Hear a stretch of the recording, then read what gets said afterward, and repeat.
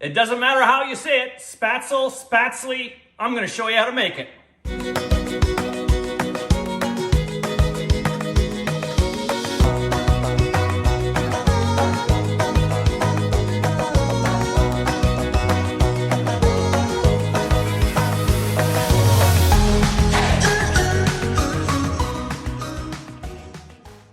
Hey, Chef Dez coming at you again. Corporate Chef of BC Egg. I'm here to show you how to make spätzle. That's how I say it. However you say it, totally fine with me. Tomato, potato, doesn't really matter, right? As long as it's delicious, and I promise you this recipe will be. So it's called mushroom spätzle with a poached egg on the top. We use lovely BC eggs in the spätzle batter, as well as we're gonna be putting a nice poached egg on the top of each dish. It makes 4 portions total. And it is good, I'm telling you this. So the first part we're gonna do the mushroom component of this dish. So we'll put a skillet on, medium heat, and what I want you to do is add 1/4 cup of butter and a couple tablespoons of oil. Now it might seem like a lot, but this is gonna be all the fat that's gonna coat the spätzle once the whole dish is brought together, okay? So you don't need to add anything more other than this in the way of butter or oil or anything, okay? And what I want you to do is let that butter melt until the point of when it's foaming. So just roll it around and just let it sit there, medium heat. Once we're there, we're gonna add 1.5 cups of sliced mushrooms. Now, I've used shiitakes. You can use a combination of whatever variety mushrooms you want. You know, brown mushrooms, portobellos, white mushrooms, whatever you feel you want to put in there. The one point I want to give you for shiitakes, though, if you don't know this, the stem is not edible. So you always have to remove the stem first before slicing it up and putting your dish, and then you just discard that stem. Butter is pretty much melted. It's nice and foaming, so we're going to take our lovely mushrooms and add them in there. So 1.5 cups total sliced. To that, we're going to add 1 teaspoon of the salt. You're going to see there's 2 teaspoons in the recipe. 1 teaspoon is going to go in with the mushrooms, and 1 teaspoon is going to go in with our spätzle batter. And you just saute it around. Cook these for about 3 or 4 minutes. You want them to shrink in size and go a little bit brown. All right, there we're at. So at this point now, what we're going to do is we're going to turn the heat down to low, and then add the garlic. So 3 cloves of minced garlic. And it's important to turn the heat to low because you don't want your garlic to burn. If your garlic burns, it's gonna taste bitter. It's gonna ruin the whole dish. So we'll add that now and just stir that around. And you're gonna cook that for about 3 minutes. Let that get nice and fragrant in your kitchen. I'm sure you're gonna have all your family members come in and say, wow, what are you making? It smells so good. Oh, garlic just does that every time. We'll let that sit for about 3 minutes, and we're gonna go and make the spätzle batter now. Okay, let me show you how this is done. This is our spätzle batter, spätzle. I'm just gonna go back and forth in pronunciations. I'm sure there's about 2 or 3 more that you could say as well. But we're gonna go with 3 lovely BC eggs in our batter. Every large BC egg has 14 key nutrients, all 9 essential amino acids, 6 grams of the highest quality protein you can get. In 1 large egg, it's only 80 calories. So let's get these in our mixing bowl. So a medium-sized mixing bowl. And we're just going to crack our BC eggs into that. So there's 7 total in the recipe. There's 3 eggs in the batter, and there's going to be 4 poached eggs at the very end. 1 poached egg, like I mentioned, on top of every single portion of the spätzle dish. We're going to take our eggs and just beat them up. Okay. Great. And to that, we're going to add 1.5 cups of flour, all-purpose flour, the other teaspoon of salt, 1/8 of a teaspoon of ground nutmeg. And in the recipe, I have a little bit of variance for the milk. So I say 6 to 8 tablespoons of milk. The variance is going to come because I don't know how packed your flour measurement was, how loose it was, how big your eggs are. Even though they're large eggs, there's still a grading size that they could be on the lower end of large or the higher end of large. So what you're going to be looking for in this video is the perfect consistency of your batter, and I'll show you that. So for now, and I mentioned this in the recipe, you're going to go with 6 tablespoons of milk first.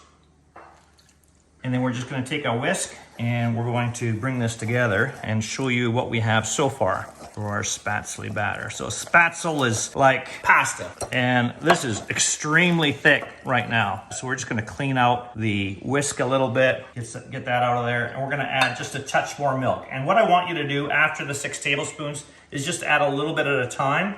work it in, add a little bit of time, work it in. And I'll show you what we're looking for. Okay, I'm just gonna clean out my whisk a little bit more.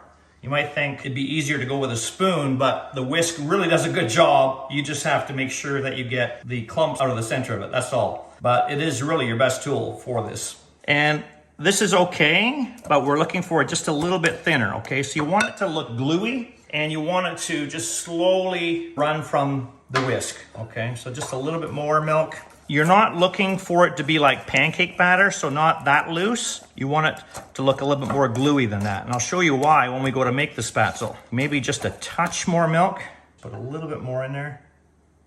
Putting like a half a teaspoon or a teaspoon. I mean, this is really important so it'll fall from the spaetzle maker, or I have a trick for you today by using a cheese grater. You want it to fall through the holes to make your spaetzle. Here we go. It's not running off too fast. Fantastic. Let's move over to the pot. Okay, you're gonna need a pot of boiling water. So we're gonna do the spaetzle batter in 3 batches. After each of the 3 batches is cooked, we're gonna strain it off with a slotted spoon really, really well, and then place it in the pan with the mushrooms that is standing by, even though it's off the heat. And we'll finish that dish up after that. But let me show you how to make the spaetzle. I'm using an oven mitt because we're gonna be doing it over the boiling water.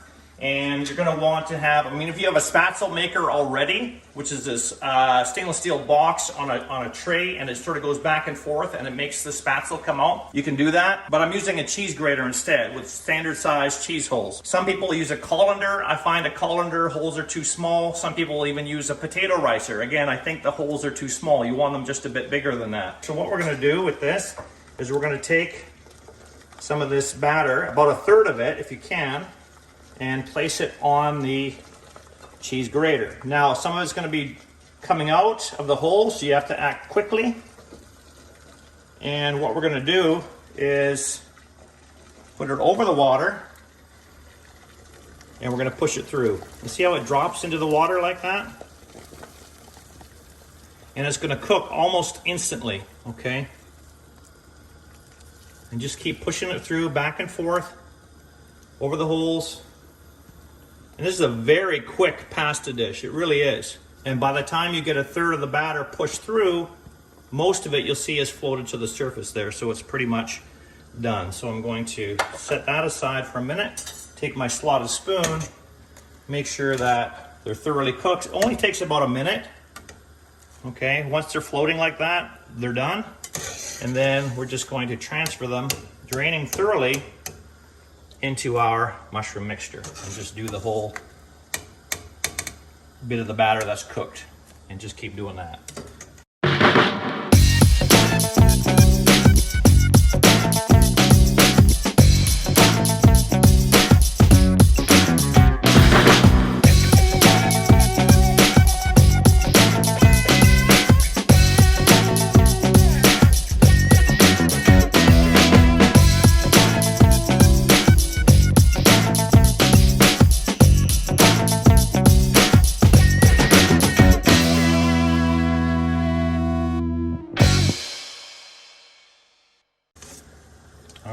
That's all the spaetzle done. So at this point here, don't turn on the heat for this yet, but what I do want you to do is toss that all around so it gets all coated in the oil and the butter so it doesn't stick, okay? And we will finish this up after we get our eggs starting to poach. All right, we need to poach our eggs now. So we have a pan of simmering water. We're gonna add a couple tablespoons of white vinegar to that, okay? Don't stir it in, just drizzle it in, because if you stir it, you're gonna create movement in the water, and it's going to make your eggs not stay together. And the whole goal about poaching freestyle is to keep that egg together. The vinegar helps with that. It really helps the protein in the egg to come together and stay fairly whole instead of having all these wispy bits all over the pan. You can also check out my video at bcegg.com on how to poach eggs, but we'll do it here today for you as well. Whenever I'm frying an egg or poaching an egg, I like to keep them separate. So I crack them ahead of time, each into its own individual cup. So I know the yolk hasn't broken. I know there's no shell in there. I'm not rushing to get them in the pan really quick. It's very, very easy. So we're just gonna take them. I'm doing 4, and again, placing them in the simmering water. You want just barely bubbling, like the steam coming off there. There's 1, there's 2, and I'm really trying to keep them separate. There's 3 and 4. I like a 3-minute poached egg because I like my yolk really, really runny. If you like your yolk to be more done, you could do a 3.5 or even a 4-minute poached egg. So I'll set a timer for 3 minutes. Okay, now let's finish our mushroom spaetzle. Want to turn it on medium high. You really want to get this completely warmed up. We're going to add now a couple tablespoons, 2 or 3 fresh chopped parsley, and stir that in. You're just going to saute this so it becomes warm through again. The spaetzle goes a little bit brown, and then we're going to season to taste. A little bit of salt and pepper if you want to. You may find that it's seasoned enough. I'm just going to take a little spoon. I'm going to try it, adjust the seasoning. That's really good. Doesn't need anything. Although, it never hurt with some fresh cracked pepper. We haven't put any pepper in here at all, so let's do that. I'm gonna bang off the heat. While we're waiting for our poached egg, we're gonna take this over to the countertop and portion it out. 4 portions. They're fairly large portions too. This is a full meal, folks. But this is great for breakfast, lunch, dinner, a snack, whatever you want. BC eggs are perfect any time of day, any meal. Let's get our poached eggs out. You're gonna wanna use a slotted spoon again for this as well. And have some paper towel standing by because you're gonna blot the egg on there while it's still on the spoon. Let me show you. So we're going to get underneath it, be careful, just to separate it from the pan. You can tell that the yolk is really runny. I like that. If you want yours a little bit more done than that, hey, by all means do it more. Shut off the timer there. And all we're gonna do is we're gonna blot that while it's on the spoon. Don't try and blot it on the paper towel by taking it off the spoon because it's gonna get stuck to the paper towel. And I'm just going to gently slide it on top. That is beautiful. We have all 4 now. I'm going to season our lovely BC eggs with just a tiny touch of salt and some fresh cracked pepper on there as well. Also for presentation value too, it looks good. A little bit of chopped chives. Go on top. Beautiful, that nice little vibrant punch of green. Get a spoon, you break open that yolk, look at that. Beautiful. And you just stir it all in, your lovely BC egg. You are gonna love this. This is awesome. Thanks so much for watching. Check out the full recipe at bcegg.com. This is Chef Dez signing out. Where are you getting your protein from?